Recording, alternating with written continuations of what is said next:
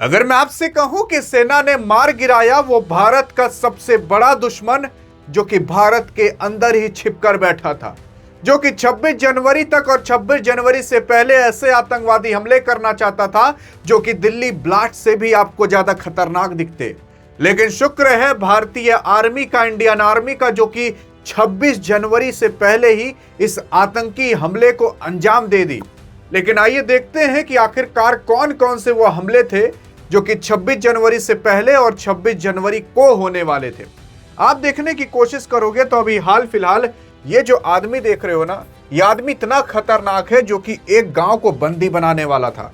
लेकिन इस बंदे का क्या नाम है अभी मैं आपको बताने की कोशिश करता हूं। लेकिन इंडियन आर्मी ने ये गुफा के अंदर छुप कर रहता था, मार गिराया है इसे। और अगर इसे ना मारा गया होता तो अभी तक ये 2 साल से यहीं पर बैठा हुआ था गुफा के अंदर, क्योंकि भारतीय सेना ने कई सारे ठिकाने आतंकवादी के खत्म कर दिए थे।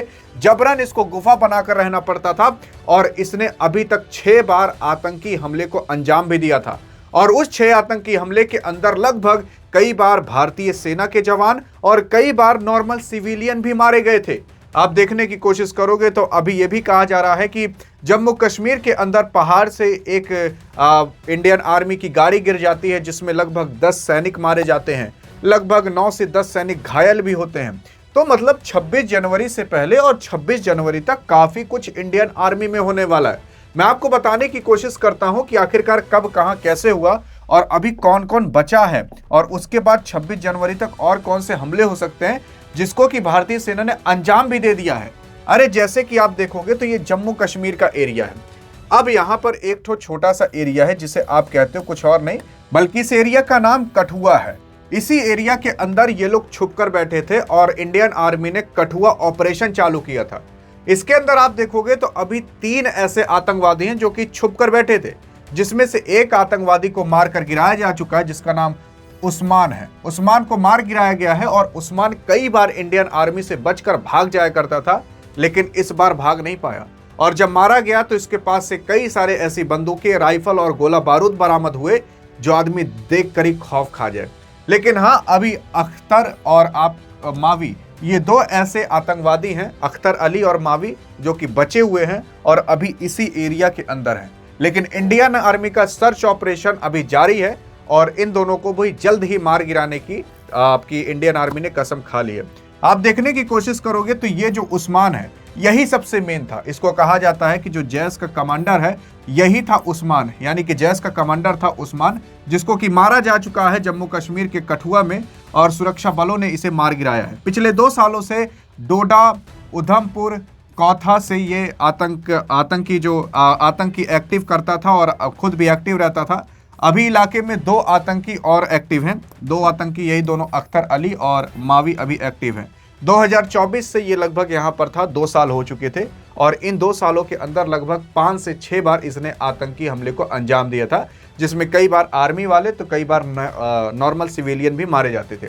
लेकिन आप देखने की कोशिश करोगे तो अभी तक केवल यही नहीं कि जैश का एक कमांडर मारा गया है। आप अगर देखने की कोशिश करोगे तो अभी भारतीय थल सेना के जो चीफ हैं उपेंद्र द्विवेदी साहब, इन्होंने तो पहले ही अनाउंस कर दिया था और कह दिया था कि जो पाकिस्तान के अंदर बैठे घुसपैठियां हैं जो भारत के अंदर हमेशा कुछ ना कुछ करते रहते हैं, उन लोग का भी अब सर्च ऑपरेशन जारी होगा और जल्द ही अगर ये लोग कुछ चक्कर पकड़ किए तो फिर उसके बाद ऑपरेशन सिंदूर से भी कुछ बड़ा होने वाला है। कहा जा रहा था कि ओपी सिंदूर होगा, लेकिन क्या होगा उसके बारे में तो देखा जाएगा। लेकिन भारतीय थल सेना के जो प्रमुख हैं उन्होंने पहले ही यह आशंका दे दी थी और आप देखने की कोशिश करोगे तो अभी कई सारे ऐसी गुफाएं देखी गई हैं जो कि आतंकवादियों द्वारा बनाई गई हैं। उन पर भी अब नजर रखी जा रही है और कब निकले और कब ठोका जाए ये भी देखा जाएगा। उसी के ही साथ साथ आप देखने की कोशिश करोगे तो जम्मू और कश्मीर के ही अंदर कई सारे ऐसे, मतलब जितने भी वहां पर मस्जिद और मदरसे हैं उन सब पर भारतीय सरकार ने कह दिया है कि पूरा का पूरा जाकर जांच पड़ताल करिए, यानी कि उसका मुखिया कौन है, उसके लिए पैसा कहां से आया था, कैसे बना, इनके कनेक्शन कहां कहां तक हैं, कौन कौन लोग आते हैं, मैनेजमेंट और उनके आधार कार्ड, मोबाइल नंबर, यहां तक कि मोबाइल में जो EMI नंबर होता है उसको भी निकालने की बात की गई है।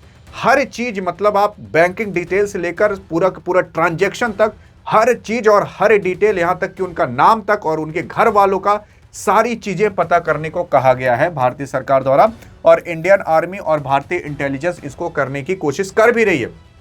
क्योंकि जब दिल्ली में भी बॉम्ब ब्लास्ट हुआ था तो उसमें एक डॉक्टर पाया गया था जिसका कनेक्शन जम्मू कश्मीर से भी बताया जा रहा था, पहलगाम पुलवामा से भी बताया जा रहा था। बहुत सारी चीजें ऐसे निकल कर आई थी जो कि भारतीय सरकार को बहुत पहले एक्शन ले लेना चाहिए था, लेकिन ठीक है, जब भी जागो तभी सवेरा। लेकिन इसी 26 जनवरी तक कई सारे ऐसे आतंकी हमले होने वाले थे जिसे भारतीय सेना ने पहले ही नापाक कर दिया है, और ये केवल और केवल पाक की हरकत है, यानी कि पाकिस्तान की, जिसे नापाक किया जा चुका है। आप अभी देखने की कोशिश किए होंगे कि कुछ समय पहले भारतीय सेना जो LOC है वहां पर कुछ रडार, कुछ कैमरे लगा रही थी ताकि घुसपैठी घुसपैठ ना कर सकें, तो वहां पर भी गोलीबारी हुई थी।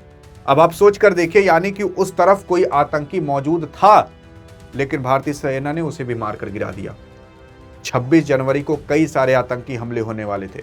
पंजाब के अंदर अभी 2.5 किलो RDX बरामद किए गए, कई सारे राइफल पिस्तौल बरामद किए गए हैं, जो कि पता लगाया गया कि 26 जनवरी को ये आतंक करने वाले थे, लेकिन भारतीय सेना ने इसे भी नापाक कर दिया। लेकिन ये सब इंफॉर्मेशन आपको कोई बताएगा नहीं, क्योंकि ये भारतीय सेना से संबंधित है ना, क्योंकि न्यूज वाले तो हमेशा ये मसाले वाली चीज, पॉलिटिक्स वाली चीज बताएंगे। एक बार यार भारतीय सेना के लिए सैल्यूट तो कर दीजिएगा, नहीं तो मिलेंगे इस वीडियो में। तब तक के लिए जय हिंद, जय भारत।